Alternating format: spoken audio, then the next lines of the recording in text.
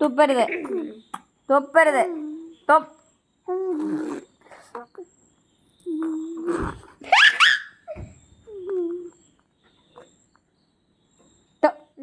അടിയിട്ടു. അടി വേണോ? തുപ്പരുത്.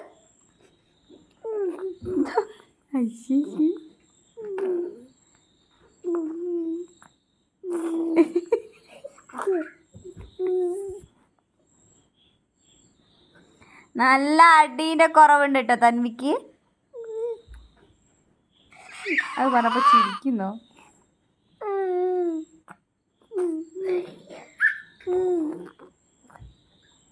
തൻവി തൻവി പെണ്ണെ